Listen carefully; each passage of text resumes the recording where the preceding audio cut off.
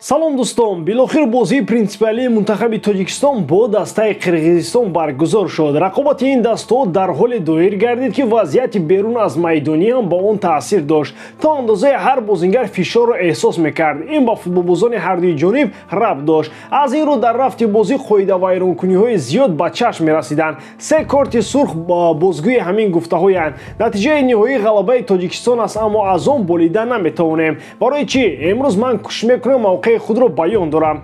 Аммо аввал аз шумо хоҳиш доштам, ки ба кори мо баҳои худро гузоред. Видеои мо аз шумораи онҳое, ки подписатсия кардагӣ нестанд, просмотри зиёд мегирад. Ин аҷоиб аст. Ҳар рӯз онҳо поиз дода видеои моро тамошо мекунанд. Роҳи осонаш ин ки обуна шавед, ба зангула зер кунед, видеои нав худаш шуморо огоҳ мекунад. Акун дар ягон ҷо баъз рушнед, мо бошад сар мекунем. Дӯстон, сарпарасти видеои мо ширкати 1x мебошад. Дар он ҷамъовақт кайфсинтҳои баланд ва бонусҳои гуногун шуморо интизор аст. Ҳамчунин нафароне, ки то ҳол регистратсия надоранд, метавонанд дар аввалин пардохт бо промокоди AMG0777 соҳиби $100 бонус гарданд. Ссилкаи бозӣ дар комментария. Ба ҳама муваффақият. барои ҳар як мухлиси футболи меҳан ва умуман ҳар нафаре, ки ватан барояш азизу муқаддас аст, ин пирӯзӣ басу муҳим буд. Мегӯянд ғолибонро бояд қазоват накунанд, аммо футболбозони моро бояд қазоват кард. алахусус дар қисми аввали бозӣ онҳо дар майдон чӣ кор карданд? Чунон менамуд, ки дастаи топ бо клубе аз дивизионҳои паст бозӣ дорад. Як пас оддӣ набуд. Саросимагӣ барои бозингаронамон ба ҳукми анъана даромадааст. Дар хатти дифоъ ва нимҳимоя ҳамеша сухтор ба назар мерасид, ки ба сармураббӣ гуфта бошад, ки Ваҳдат Ҳанонов бояд дар хатти нимҳимоя такягоҳӣ ба кор бурда шавад.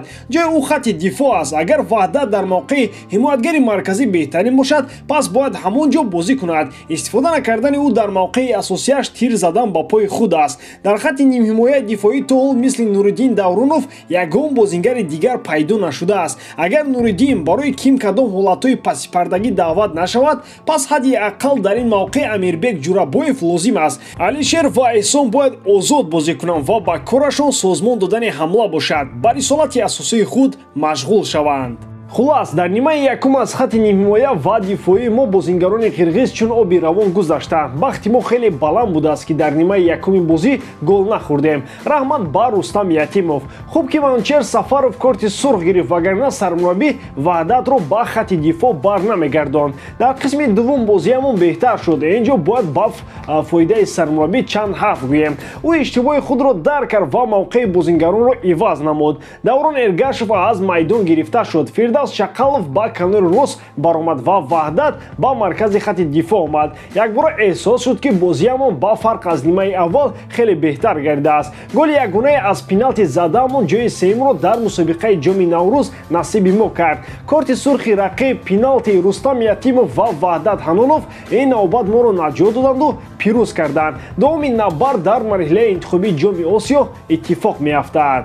Дастаи ояндаи трен Александр Арнолд метавонад Барселона шавад. Футболбози Ливерпул ба ин тим изҳори муҳаббат кард.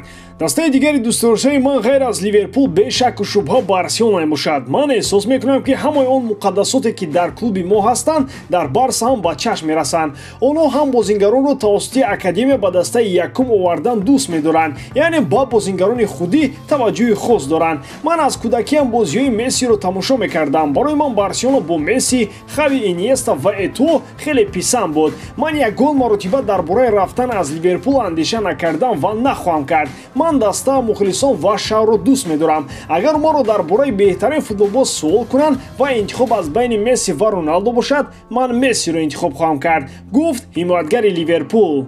Албатта дар ҳамин шабу рӯз Арнолд дар андешаи рафтан аз дастааш нест, аммо метавонад замоне фаро расад, ки мондани ӯ дар ин тим номумкин мешавад. Ин метавонад ҳам аз сармураббӣ ва тактикаи ӯ ва ҳам аз худи формаи варзишгар вобаста бошад. Клуб шартномаи худро бо Ливерпул тамдид карданӣ нест. Агар ӯ раваду ба ҷояш як нафари дигаре бо шеваи пурра дифоъкорона ба ин даста ояд, он вақт кори бозингарони мисли Арнолд метавонад куллан дигар шавад. Мақсад аз ин гуфтаҳо он аст, ки бо боварӣ бояд дар бораи ояндаи худ ҳарф назад. Пагоҳ ҳамаи чиз метавонад тағйир ёбад. Шояд Арнолд бо изҳори муҳаббат ба дастаи Барселона ишорае мекунад. Кӣ медонад?